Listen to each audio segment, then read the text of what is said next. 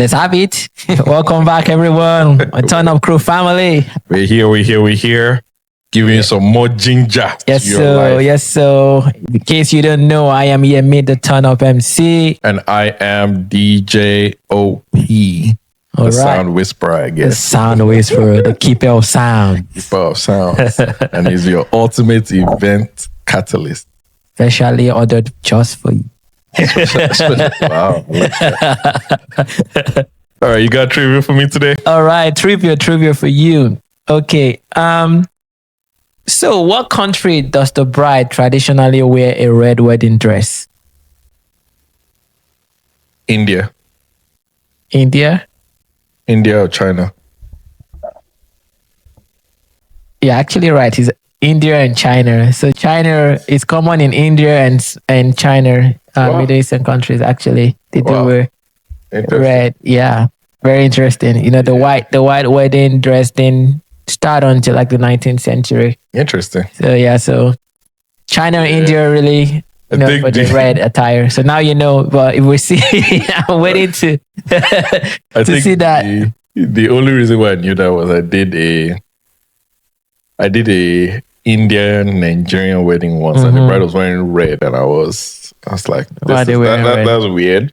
So that's your traditional attire, though. Because when they wear the I still have videos from that. Oh God, I watched a lot of Indian movies. Oh God, it was a miracle I didn't end up marrying an Indian lady because I just wanted that. They're singing and that's interesting. Yeah, it is really. You assume growing up, you assume it's everybody in India that knows how to sing when you're watching movies. But I only watched a few. I didn't watch that many. Oh, my mom loved Indian movies. Really? Jesus, she loves it though. Oh God, I guess that's why I took my love for movies. My own thing was they used to get really long. And I used to get tired of the singing and the dancing too. Yeah. Then they would not have intermission. But the fight scenes too were, but forget it. I'll still take their fight scene over Nigerian fight scene. I think they push the boundaries. Exactly. They push the boundaries when it comes to... Yeah, there's some good ones and there's some ones that you'll be like, bruh, like, come on. Like, no. What kind of leg do you have that you're kicking this guy? Like he's going across 3 houses. Like, come on. Supernatural power. Like, come on. Yeah. That's what they call leg work. Yeah.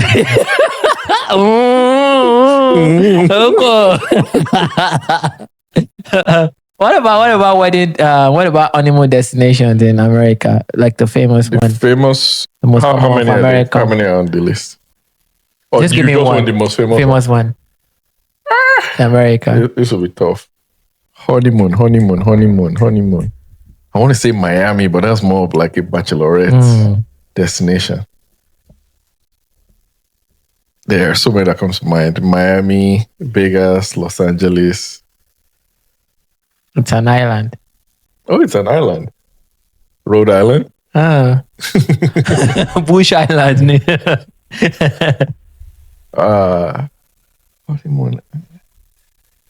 Oh, sorry, wait. Is it an island? No. Is it? I'm not sure. I'm not sure if it's an island, but it's popular. What part of the country? But you've been there before. Sao Padre? No. Panama City? No. St. Augustine? Mm-mm. You've been there before, and I think Staten Island? No. You've been there before. What part of the country is it first of all? It's in America.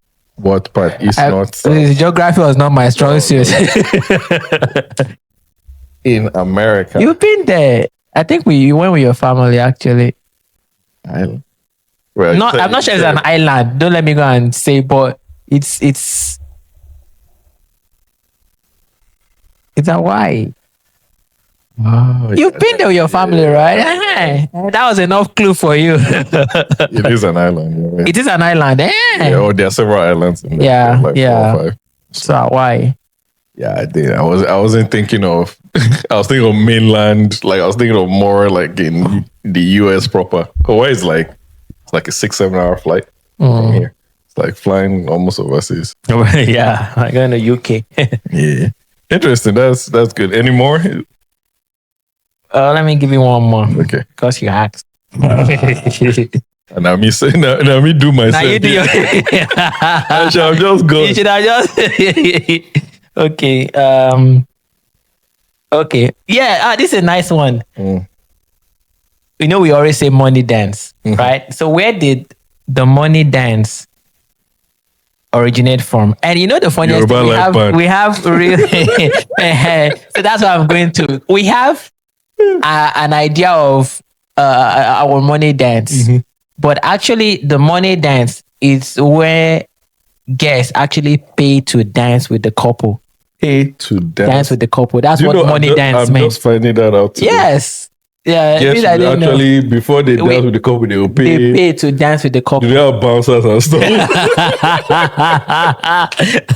So that's where the word money dance originated from. We use it all the time. I never think about it in that context. But we have our own twist of money dance. You know, we took it literally like you dance and you spray money. Interesting. Yeah.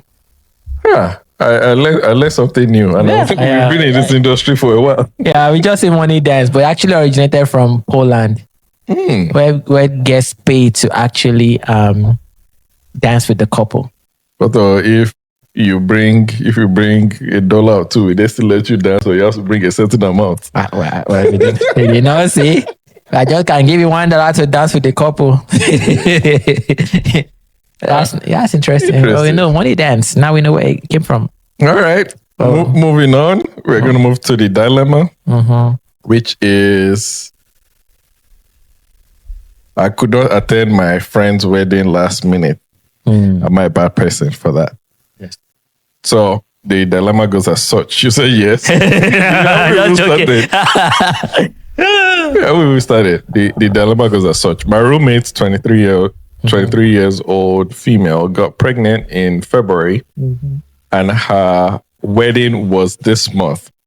Since she became pregnant, she has been terrible to me, who is a 22-year-old female. That's normal now. She broke her agreement to pay rent until September, claiming her fiancé, 40-year-old male, that's quite the age difference.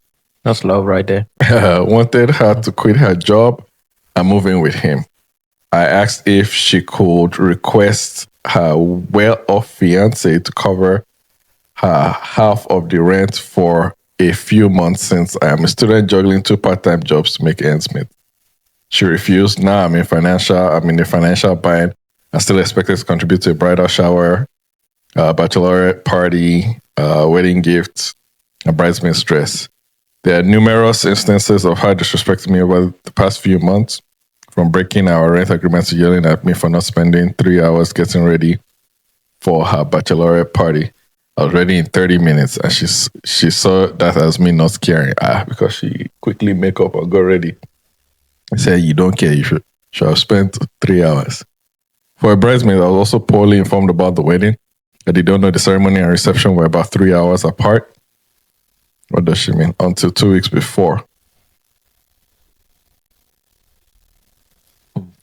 And the wedding was already a 2-hour drive for me. I had no idea. I had no one to watch my dogs. He's very active, so a sitter is out, and is this getting long? And I have no family to watch him. Once I found out, I immediately notified the bride that I could only attend the ceremony and received an earful for it. I was also not informed about a rehearsal dinner or hotel until about a week before the wedding. I only found out when it was mentioned in passing, and I asked what she was talking about. I never received my wedding invitation in the mail. I already committed to being a bridesmaid, so I couldn't cancel on her. She also got pregnant, so I thought it might just be the whole month. On the day of her wedding, I received a long text message about not calling her all week to congratulate her. I was dealing with finals and work and had already congratulated her numerous times in the past few months. So I was very confused. Anyway, my boyfriend and I were on our way when we got in a 4-car accident. It was raining. Wow, accident. And the roads were very slippery.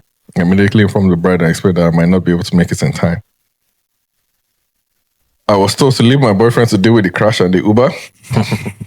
I was not asked if I was okay, if the car was okay, nothing. We were also stranded on the highway and I couldn't Uber. Besides that, I could never leave my boyfriend to deal with an accident. We are both already very upset at the crash damage and the crash had done damage to the car. Why on earth will I leave him? After this insane level of disrespect, I decided I no longer needed to go to the wedding. I simply apologized to the bride and told her I could not make it. And I was messaged with a text asking me to never speak to her again. She also never paid me rent for the last month and she agreed to pay for. This has been mind-boggling me because I can't tell if I'm wrong or right. What do you think? Wow. That's a lot of emotions right there. First off, backing out of the agreement, the rent stuff, I feel like it's unfair to the friend. You know, especially when it's not like a live situation happened and you could not pay. You decided to move in with your fiance. Mm-hmm. So if you're going to be doing that, is either you find someone to sublease or you just pay the freaking bill. You know, that's just a normal, humane thing to do. So I don't get that part. But with the wedding plans and everything, with that bride, I just feel like it's a lot. People, you know, we said it over time. People have too much expectation for wedding attendants. It's too much. It's not their wedding, it's your wedding. Wedding attendance, wedding responsibility, wedding, I don't even know, wedding tax. Wedding tax, you're just putting so much on people. So much responsibility on everybody. Right. If you've done it for other people, does not mean they will do it for you. Yep. It's not a requirement. It's not compulsory for people to do it for you. Yeah, and when you're doing it for other people, it's not in expectation that all these people will return the same or more energy, you know, when it's my turn. You know? Exactly. Do it out of because you love them. Because you love them, then they had an accident. You're not even concerned about what happened. I can just imagine how that conversation went. Like, like we just got into an accident. So are you able to get an Uber? Like that's so inhumane. Insensitive. Like no. That's not fair. For me, it just makes me like rethink our friendship. Like if he's not talking to you, then I don't want to talk to you either. Because that makes me kind of feel like, makes me realize where or how you see me, or where you placed me. I think in general, that kind of person, the person getting married, that's a selfish person to start with. That's a very self-centered person. You're always just thinking about yourself in every situation. You breaking out of your lease and all of that and not even thinking about the other part of it is also just thinking about yourself. And we talked about this in our last episode where we said that's why when you're inviting someone to come and squat with you, or when you're living with somebody, you know, you got to talk about all these things. You got to talk about, you know, end date and all of that. Like I was joking with her. I say, if possible, sign agreement because of in this case, the lease is an agreement. So she's I can't say that word. She's bound by contract by contract to fulfill her own side of things. But that's not your friend. Let me just no. You guys are not friends. You guys are just acquaintances. That's somebody that was using you. That's a leech. Yep. Opportunist. I would agree in that situation. Audit your circle, guys. It's important. Yep, for sure. Know where you stand in the sight of others and know where they stand in your sight as well. It's very important. Audit your circle. I think I saw that quote from someone. Yes, it always says it, audit your circle. Yeah, for sure. And I think this leads me to another question. And it's in relations to auditing your circle is, who do people really call friends? Because there are different levels. There is acquaintance. In fact, I don't know if acquaintance and somebody I just know are the same. Because I think like acquaintance, you maybe spoken to the person a few times. You guys are cordial when you guys meet yourself. Then there are friends, which I would say, is somebody that you guys are constantly in contact or constantly communicating in one way, form, or the other. And then there is like your inner circle, which is, these are your core people. Your core people. You're always communicating. You know what's going on in their lives. Like, for instance, how I know my close friends is I should be able to tell you or have a pretty good idea of what job they're currently doing and their role in that job. And the company they work for, like, have a pretty good idea of what it is. If I'm not up to that level with you, then I wouldn't like consider you like my close friends. Because like sometimes you just you people that you similarly call your friend, you just find out that they've moved states 3 times in the last 2 years and you didn't know anything about it. You just saw them every once in a while, said hi and all of that, but they've changed or moved states 3 times. That for me, that person is an acquaintance. At that point, you don't I've been friends before. But life has now happened. You guys are just acquaintances. And that's another thing, this also, what do you feel about, especially with the stage of life we're in, we're in the stage of life where, jobs and all those things can cause us to move. And since you've been in America, for instance, you've probably moved places like 4, 5, 6 times at this point. At my last job, in 5 years, I've moved 4 times at my last job, like different states. So making new friends, building that new community. How tough is that? It's nerve-wracking, honestly, because trying to start all over and build, because now you have to know people. You have to understand them before you kind of determine if they're going to be your close whatever. So it's it's challenging, trying to start all over. But at the back of your mind, you still have those friends that are very close to you that you still keep while you're trying to build another set of relationship. And sometimes you might never get the same type of friends you have in your new area. And it is just what it is. It is because over time you've invested a certain level of time and resources to build that relationship to where it has gotten to that. You probably not even have enough to build another, because you might not be able to build or find that group of friends again. I mean, there's some friends that which that we went to college together, that that we spent those years together and built that relationship. I probably would not be able to. I don't think I'll be. I don't know yet if I'm going to be able to get those set of friends again, because I don't think so. I don't know who I would. You understand? So those scenarios, I'm gonna have friends, but they'll probably not be as close as the ones that I have presently now, So it's a lot of time and resources that to build, because among building those friends, you had a few other friends that you also had to eliminate. And you had to just, I'm guessing maybe right now you call them your inner circle, right? Probably will not be able to have any other inner circle again.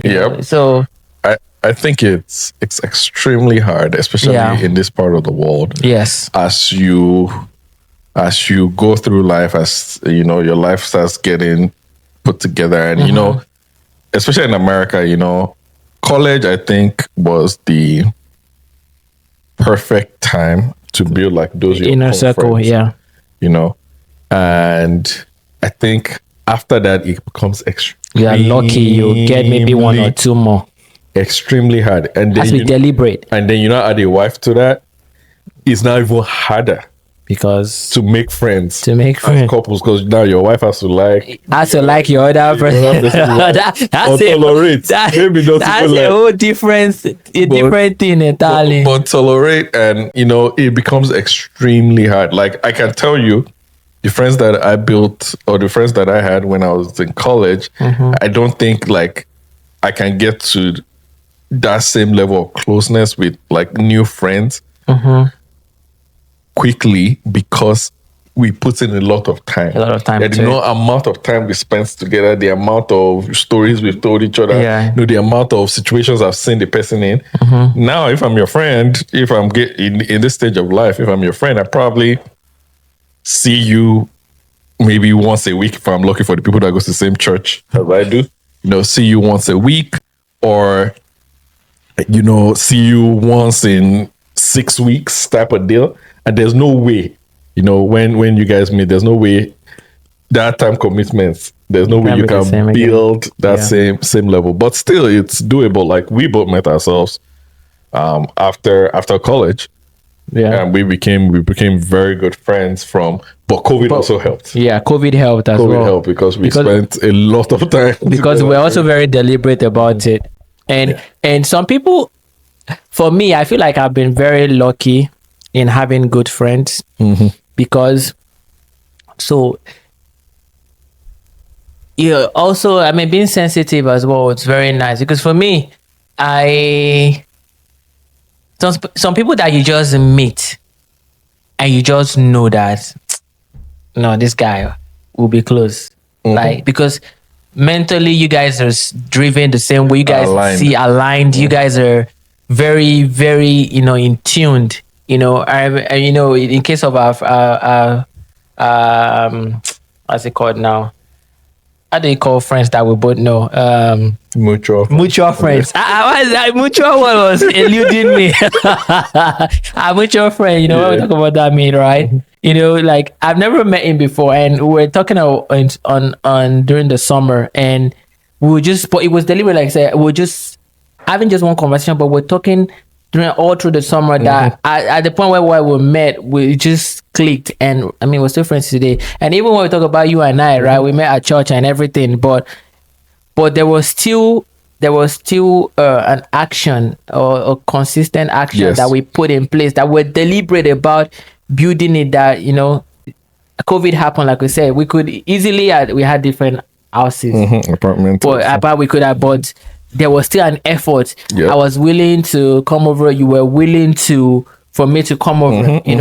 You were not like, even boundaries and everything, then all to the point whereby, and I met Ife, then I had to also build a different relationship with Ife, because people also have to realize that if you're going to be friends with a couple, you have to be friends with both of them. You cannot be friends with your husband and not be, it cannot work. You cannot build a strong relationship that way, So, and at that point, then we got married, and my wife has to have a relationship with you, and she also has to have a relationship with Ife too as well. So, because it's so dynamic, if you want to build an inner circle relationship, because everybody has to have a type of relationship.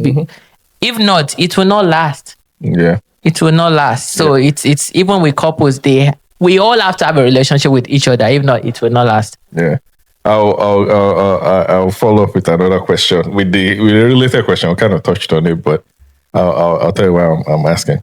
So the question is, how hard is it to get, as a couple, how hard is it to get other couple friends? So say, for instance, you guys just moved to a new city, for instance, and you want to make other couple friends. And the reason why I'm asking is because I know when we just got married and we're living in this area, that time we didn't know anybody apart from church. And in church, we were the only, at the time, it was just us and one other person that was like our age. And she was single at the time. And we didn't know anybody. And we wanted to like mingle with people that are our age, but also we didn't want to lose our sense of community. Yeah. At that time. So it was actually a prayer point that we did pray that, God, let us meet, bring people our way that are like-minded, and, let us be able to, because we're getting bored, that kind of thing, like really, really, really bored.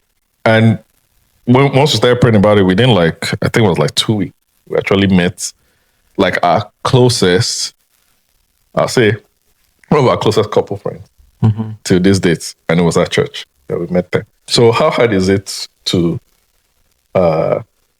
meet couple friends? Well, it is. It's hard.